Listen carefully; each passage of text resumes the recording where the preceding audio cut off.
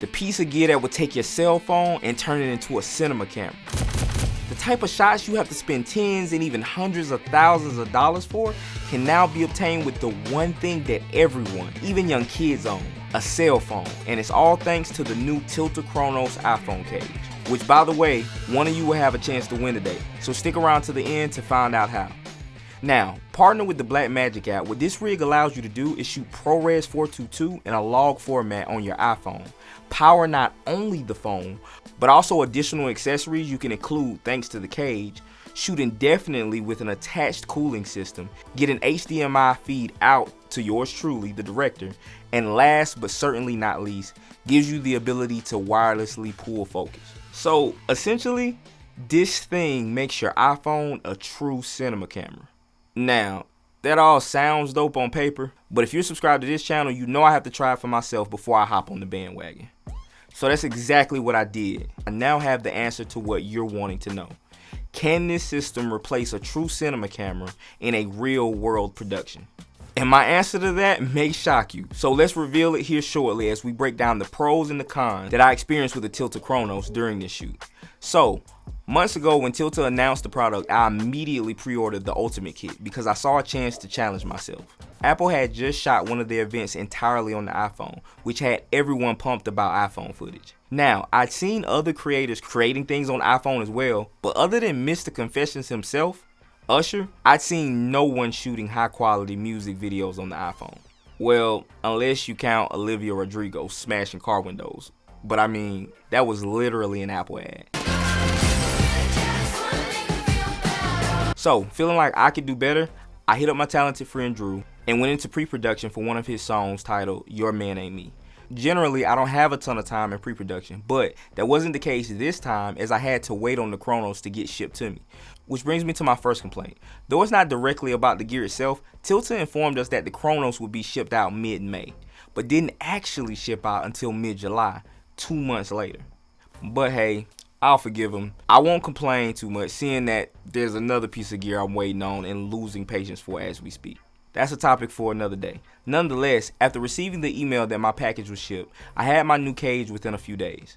Now, I opted for the cage for the 15 Pro, but there's also a version for the Pro Max, and they both come in either a space gray color or a white color. And of course, you know your boy went with the space gray. Now, as I unpackaged the Khronos, I noticed Tilta did not hold back at all. I knew about the cage, the USB-C hub, the cooling system, the handle, etc. But a quick release filter tray, a mini LED panel, SSD holder, and a lifetime of filters upon filters, and all of this only for $560, which is going to be my first major pro. I've been filming and buying gear for a while, and there are a lot of times where the accessories or supporting gear for the camera cost the same or even more than what the actual camera does. I would have hated to pay for a rig if it cost more than the actual phone. So, you get a ton of value for the price. But, even though we were off at a good start, of course, right around the corner was a negative. You know how you get something in the mail and it's typically made with screws that are standard size, but if it's not a standard size, then typically that tool will be included in the box. Well, and no pun intended, Tilta said screw that and sent a cage with the smallest and most unique screws in the world without the tool to fit it, which is just ludicrous to me. So when I looked for a screwdriver to no prevail, believe I had some choice words. Now, after my hissy fit, I decided it wasn't a huge deal since on the day I knew I'd be directing, I could just allow my AC to build it out for me. I was pretty sure he'd have the tools we needed. Now, before getting to the shoot, a couple of last pros and cons about the ergonomics of the Khronos. With screws like these ones, you're probably going to want to not take it off and put it back on, take it off, put it back on, because of how frustrating it is getting it on. So this cage will probably become your walk around case, which is cool because it's actually very solid and very durable. And an added on bonus, for the people who like to store their debit and credit cards in their case, Tilta included this cool card holder. Okay, moving on. Once we got on set and all the talent and crew were in place, my DP and AC went to work on building out the camera, and we were immediately faced with several challenges. First challenge, which shouldn't have even been a challenge, is that the case/cage didn't completely fit the iPhone. At least not snug the way it should have. I don't know if this was just an error on our part, but it was very, very frustrating. Towards the top end of the phone, there was just a small bit of space between the phone and the case, and that caused other pieces to be slightly off. Just for example, the filter tray. This thing is supposed to just pop on, but we had to do some real fiddling around with it to get it to snap in place. So this cooling module is meant to keep the iPhone cool so it won't overheat. Well, like I said before, we treated this like a real production. So we set it up as a cinema camera, pulling focus wirelessly, connecting it to a mount for power, an SSD to film to, and what happened? The phone overheated. Not once, but twice on us in the beginning. What we discovered is the model has two settings for the fan, a low and a high setting. After the second time overheating, we cranked it up to that high setting, and though it didn't overheat again, the phone was still getting very, very warm. Next, I want to talk about the challenges with the USB-C hub. But before I do that, if you're enjoying this content, please hit that subscribe button and notification bell so I can keep bringing you content like this, as well as you'll get notified about my giveaways. Alright, we ran a V-mount through the power hub without too much difficulty, and that was great, but we did have a ton of issues with recording to the SSD. Now, while you may say it could be a cord issue, I do want to mention we tried several different cords. When recording, things just kept disconnecting.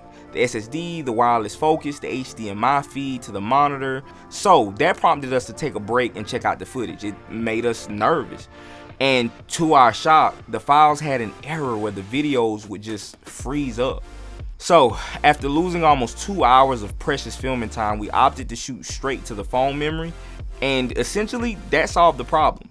But it was a huge bummer. One, we lost that time, but also we had to offload, which made us lose even more time. Now, I know I've listed a lot of negatives about this rig, but I do want you to remember, I did throw every big production weapon at this thing, from a wireless focus system to an HDMI output, etc., V-mounts, the whole nine, intentionally trying to push it to its limits. When I took it out to film a smaller run and gun style production, the experience was way different. It was great. But even on the music video, being able to shoot ProRes 422 on a cell phone was a game changer. So, is this rig for me? No, it doesn't fit what I need in a camera for my level of productions. But on a smaller production, more run and gun, where you're not connecting as many things to it, this thing would be great for anyone's arsenal. Which brings me to what you've been waiting for. I want to give this awesome tool to one of you guys. All you have to do is be subscribed to this channel, give this video a like, and leave a comment telling me what you think about this product, and if you think it's for you. Or even, what's your opinion on iPhone shoots being the future of filmmaking? Because you can pull off some amazing shots with your phone like I did in this video. You should check it out.